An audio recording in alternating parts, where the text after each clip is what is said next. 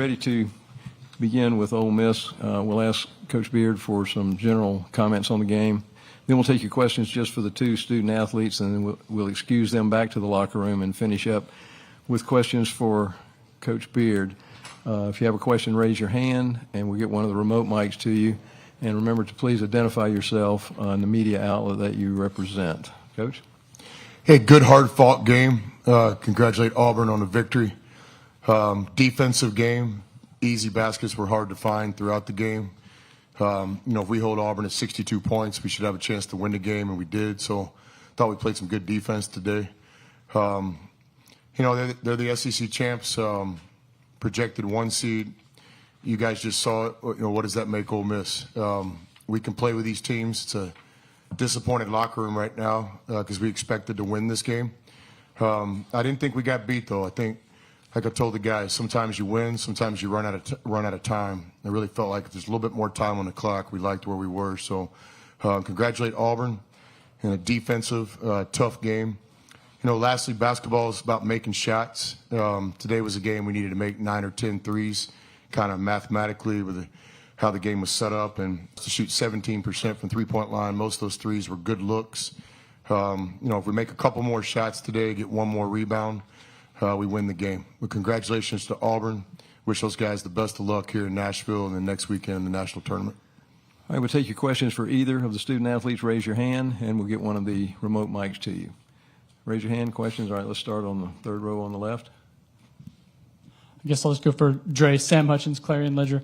What in your mind was the big difference between this game and the one in Auburn not too long ago? Coach said defense, but I guess if you could expand on that, what different was about the defense that you guys played? I think it was just a different level of focus coming into the game. Understanding, we wanted to, make a run and win this tournament. So I think it was just a different level of focus and intensity coming into the game in preparation. Being locked in on what we said we was going to do. I feel like for the most part we did that. We had some slip-ups here and there, but for the most part I feel like we stuck to the game plan and did what we said we was going to do. Other questions? Raise your hand for either of the student athletes. Okay, let's go to the center, front row.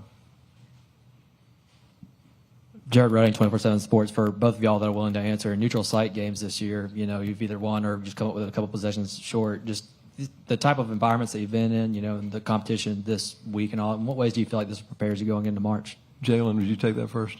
I would say it's going to prepare us a lot, just with the simple fact that it's going to be more big games when we go to the tournament. Got to get ourselves ready and prepared for that. So I feel like this is definitely a good test, going into the tournament. Just pick back off him, just good test run.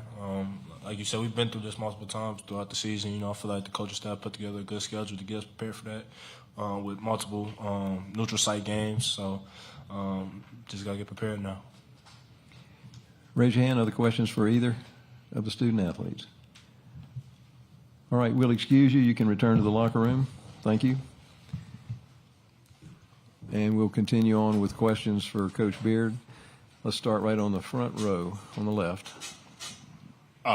Coach Beard, last week you talked about the depth of the league and the NIL causing so many players to return. So there's so many quality teams. Can you talk about Janai Broome and the difficulties that you guys had guarding him today?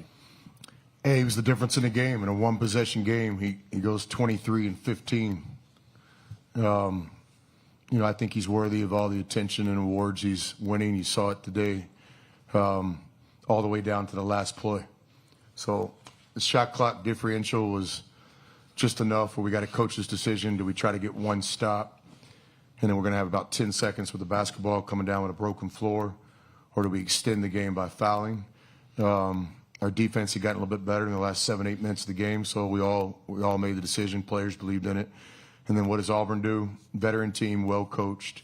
They get the ball to the right player in the right spot. And then he made a tough shot. Not a tough shot, but he made a contested shot. So, again, the question was about Broome, and there you go. 23 and 15 on the biggest stage before the tournament. Last play, his team has to make a play, and he's the one that does it. Other questions? Let's go to the center aisle in the back. Adam Cole with the Montgomery Advertiser. Chris, the last 2 times you guys have played, it's been kind of shootouts, really offensive-minded. That wasn't really the case today. I mean, do you feel like the familiarity that you guys have built with each other this year, do you feel like that attributed to it? Or just, I guess, what led to it being such a different game thematically? Yeah, for sure. The first 2 games, Ole Miss, Auburn, were a little bit surprising. We scored the ball at a rate well enough for us to win the game, but didn't defend well enough. Oxford, we played really well. Auburn, I thought it was their A-plus game, and Coach Pearl even mentioned that after the game. Today's game was defensive, tough, but again, it's not sliding Auburn at all, but, you know, when we go 4 for 21 from the three-point line, and most of those were good shots, couple late shot clock kind of forced, but I would say 17 of the 21 were probably shots that you have to take and you have to make to beat Auburn. So if we make a normal 35, 36% threes as a team, you know, we score enough points to win. Other questions? Okay, let's go to the front row on the right. John Huang, NOLA Media.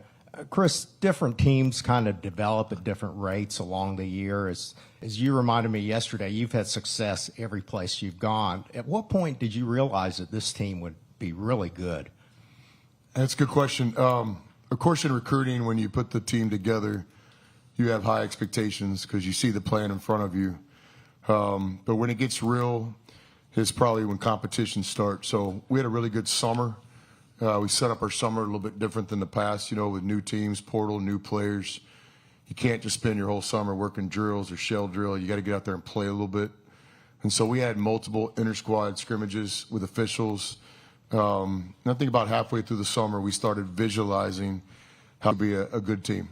And then certainly your non-conference, an early win against Colorado State, who I think is an NCAA tournament team, and our MTE put us against BYU, a really good team in the Big 12. And we lost in overtime to a Purdue team that's still alive today, I believe, in the Big 10 tournament. So I think the combination of putting together a good team with recruiting and roster management, watching those guys begin the gelling process in the summer, and then some success in the non-conference. I'm not going to say it raised our expectations, but it validate. What's that word? Validate. Verified what we thought the team could be. Other questions for Coach, please raise your hand. Last call. Anyone? All right, let's go back to the left side, front row. Coach, what's your message to your team headed into the NCAA tournament? You've now played Auburn 3 times. You guys, being in the SEC, have played one of the hardest schedules out there, given the depth of the comps. You know, how do you think that's prepared you for the tournament, and what do you tell your team about where you're at?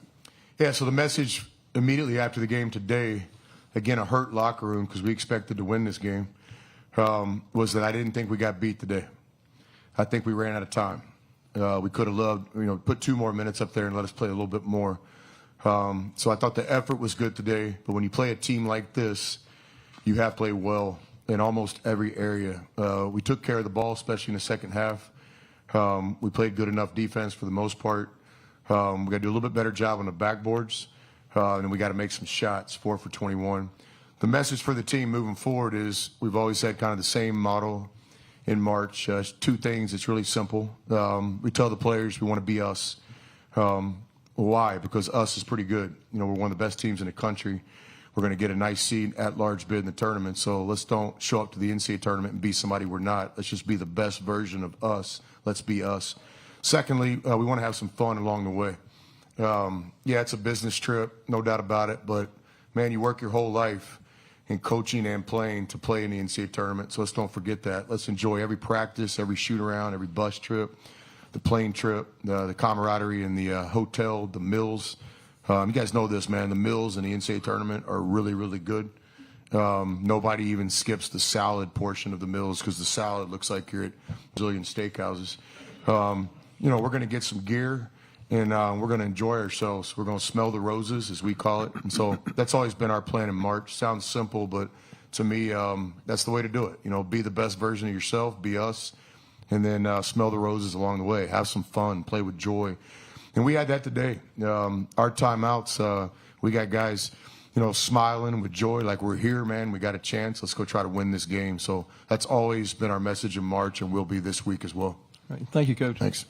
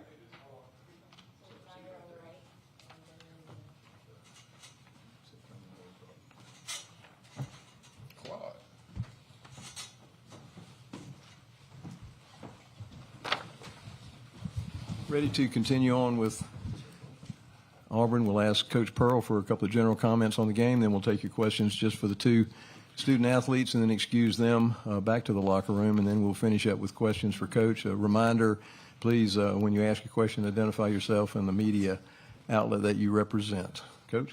Yeah, thank you. I just want to congratulate Ole Miss on a great season so far. That team is capable of going into the NCAA tournament and making some noise. An older team, group of veterans, and they obviously play the right way. I think just a couple things. Our 3-point field goal percentage defense has been pretty elite, and the fact that I've got bigs that can get out there and guard on the perimeter, and guards that can go inside and physically, be able to handle some things. And when you hold a good offensive team like Ole Miss to 22 points in the first half, you obviously deserve victory. Denver was great in the first half, and he's always the best defensive player out there on the floor. And then, Janai carries us. He puts us on his shoulders, and he's one of the best competitors that I think I've ever been. He hates to lose at everything, and his teammates know that. So it was a good team effort. Raise your hand if you have a question for either of the student athletes, and we'll get one of the remote mics to you. Let's start in the center in the back. Adam Cole with the Montgomery Advertiser. For either of you guys, Chaney hit a pretty big three with about 6 minutes to go, but just for you guys, how big was that as far as momentum shifting and kind of getting you guys? Is that for both players? Yeah, for either of them. Either or both? Either. Pick one. Denver. How about Denver? Okay, thank you. Man, that was a big shot. I feel like we had a little slow stretch, especially with a lot of foul calls against us, and they were shooting a lot of free throws. So Chaney staying right and ready for that big opportunity, and he knocked down the shot. Okay, next question here on the second row on the right. Daniel Locke with AuburnSports.com. Denver, you had the team's first 6 points. Just how important was that fast start? I just wanted to come out aggressive, just looking for my shot, just playing basketball, and it just paid off today. Let's go to the second row on the left. Questions for Janai. Could you take us through the winning basket that you made when you absolutely had to have it with 11 seconds left? Well, I know I was going to the basket regardless. Versus Alabama, I faded away for the last bucket. So, I told my teammates, that won't happen again. I'll make it take a better shot. So, I just knew they gave it to me again. They trusted me again. So, I just had to finish for them this time. Next question, left side, front row. Denver 5 of 8 from the field, team points. This is your third time playing Ole Miss. Can you talk about the difficulties of beating a team 3 times in one season? Man, it's pretty hard, especially in the conference that we're in. obviously they scouted us both times we played them. So playing them a third time, obviously they'll have most of our players pretty much scouted. But Ole Miss is a tough team to play. Just the way they guard, the way they run the offense. But we just came out of victories today. Other questions for either of the student athletes? All right, second row on the left. Janai, when you get the ball back to the basket, how many options do you think you have? A lot. Okay, let's go to the third row in the center aisle. Now you got that 18th double-double to tie Mike Mitchell's program record, and it came obviously at a huge time. What does it mean to have that program record? Shout out, we said Mark Mitchell? Mike Mitchell. Shout out Mike Mitchell. BP talks about it all the time, especially this season, just trying to, keep trying to make history, and, I play for the name on the front and back of my jersey, so Auburn means a lot to me. So just to be a part of history, submit myself into Auburn history just means a lot to me. There's time for one more question if anyone has one for either of the student athletes. All right, we'll excuse you. You can return to the locker room. And we'll continue on with questions for Coach Pearl. Let's start on the third row on the left side. Coach, I could tell you kind of looking over the shoulder watching the game. Whoever you play, it's going to be a big turnout, Tennessee or Texas. What's the message to the Auburn fans for tomorrow that they need to come out strong? We saw a good turnout today as well. Yeah, I mean, we're not that far from North Alabama, so we asked them last time when we played in the championship game. I asked them if they might skip early church last year and head on up, and it paid off for us. So it'll be a great card tomorrow. Something that jumps out at me. Okay, today the top 4 seeds are playing. Today, how good was yesterday? Like, forget about the top 4 seeds. How good was yesterday? How good was the quality of basketball? How hard were those kids competing? I mean, I think the SEC's got a lot to be proud of, not just because we hopefully get 14 teams in, but I think our kids in this term, they're honoring the game, the way they're competing, the way they're playing. Like, you can't be disappointed with all these close games, and so it just tells you how good the league is, and our kids respect each other in this league. All right, question on the end on the second row, and then we'll come to the second chair on the second row. Bruce, Pat Forty from Sports Illustrated. What's it like coaching Chad? He's a great player, but there's a lot there. How do you kind of manage him? Dr. Tom Davis was my mentor, and Tom was incredibly patient. And he really did believe that our job, when we get these kids, is to give them some space, let them be themselves. That's where you get the best out of them. At the same time, we recognize Chad's incredibly emotional. He's incredibly passionate, and his moods do swing. They do. I think it's and first of all, some of it, like the flagrant twos, are not acceptable. And I didn't start him tonight. He recognizes he's accountable. But look, the opponents are gonna see if they can get under his skin and see if he'll retaliate. And he just can't. He can't do that. Our guys are pretty hard on themselves. Think about this. There wasn't that much expected from Auburn at the start of the season. Good team, older team, probably won't win the league, but be a tournament team, right? All of a sudden, this team is number 1 in the country for 6 or 7 weeks? And now all of a sudden, a bunch of underdog kids, from mid-major or different levels, now we got to live up to, what that expectation is. And I think sometimes the kids feel a little bit of that pressure. So Chad Baker-Mazara, which one are we going to get? And my point to him is like, look, I don't care which one we get, just from a standpoint of how you perform. He's so hard on himself. I need you to be there, and locked in, and don't let the bad plays affect you to the point where, because he's just too hard on himself. And you could see in the first half he wasn't great. But a lot of those balls that went into Janai Broom went in from Chad Baker-Mazara, 6 assists, 1 turnover. He got a chance to play point guard for us. He really does, because the ball in his hands, good things are going to happen. All right, let's go do you have a question second row, and then we'll come to the first row, and then we'll get you in the bag. Bruce, I wanted to ask you about Janai's spin move. How does that affect the game for you? He's old school. He's got old school footwork, and he's got great feet.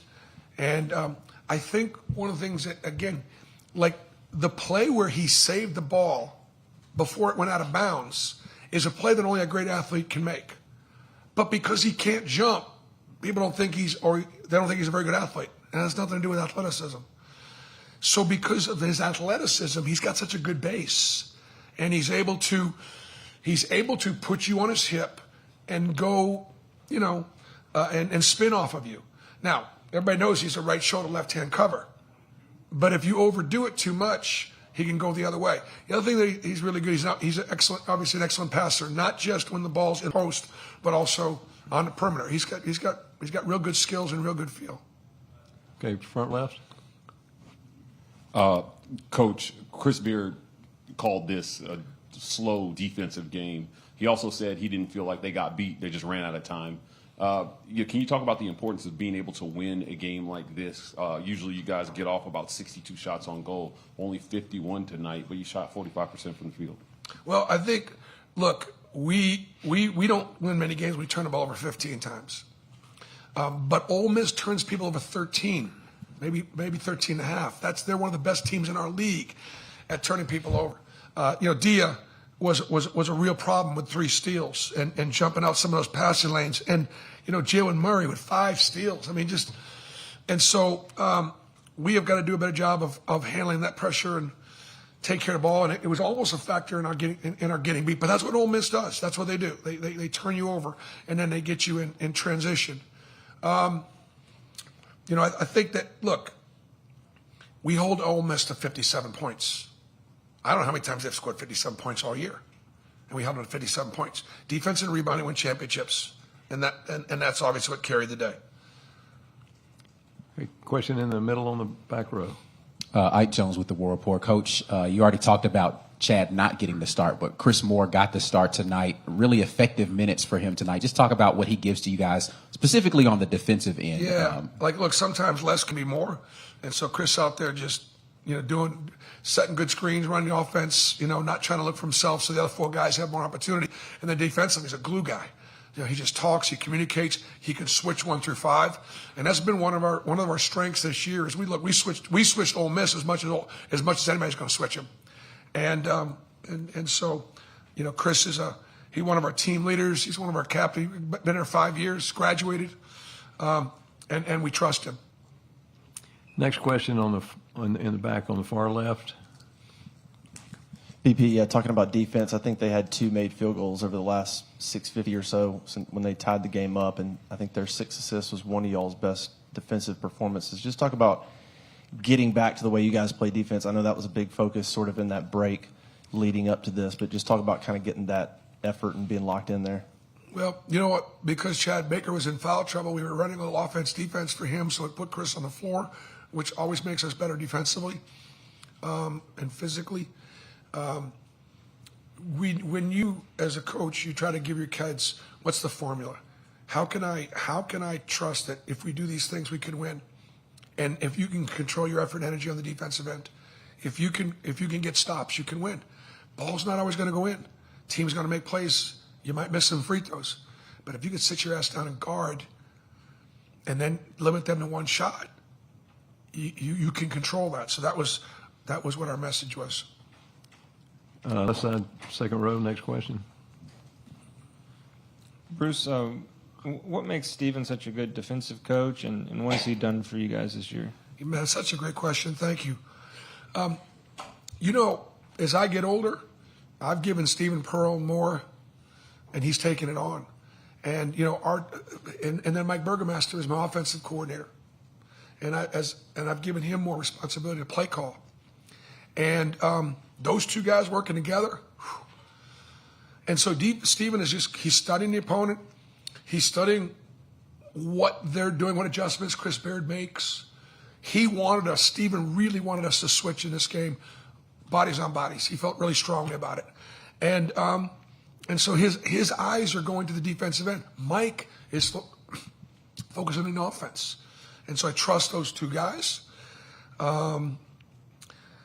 Billy Donovan, said one time that he said, most coaches are pretty good defensive coaches. Most coaches get their guys to play hard. but the great ones separate themselves on offense. And one of the things that made Billy Donovan such a great offensive coach was he understood defense. He understood defense first. So Stephen understands how to defend, and together those two guys are a pretty good weapon. We got time for one more question. We'll take it No, right our here. offensive and defensive coordinators in basketball don't make quite as much as the football guys. Okay, that's the only difference. I got to get my coordinators paid more. Hey, Bruce, John Huang, NOLA Media. You've mentioned pressure a couple of times. There's a pressure of winning and then the pressure of expecting to be the winner. And in the postseason, everything ratchets up tenfold. How do you personally deal with that? How would you evaluate yourself and being able to That's, deal again, with such a great question. Listen, because of my faith and my relationship with my Lord, I trust Him. And if this is what the plan is, I'm okay with it. And so sometimes that trust takes a little bit of the anxiety away. It just does. That doesn't mean it's an excuse for failure. It's not. But to me, that's really, really important. I want my kids to have that. I do. And, they don't want to disappoint the Auburn family. We go to the NCAA tournament, we don't disappoint the SEC. Because we recognize when we get 14 teams in, everybody's going to be evaluating whether we deserve 14 teams or not based on how we play in the NCAA tournament. And that's not a good barometer. It's not. We deserve 14 teams in because of what we did in the non-conference. And I want all of our teams, including mine, to go in without that pressure of living up to the SEC got 14 teams in. Hey, we're Auburn. We don't have a ton of history in the NCAA tournament, okay? And I want my guys feeling like they're playing with house money and they still got something to prove. Those are the things that I'll try to do through faith. Try to take a little pressure off them because nobody picked us to win. I mean, look at the preseason. If Duke is 1 and Houston's 2, were they not 1 or 2 or 3 or 4 in everybody's poll? They were. Auburn wasn't. We didn't deserve to be. We are now, though. Thank you, Coach.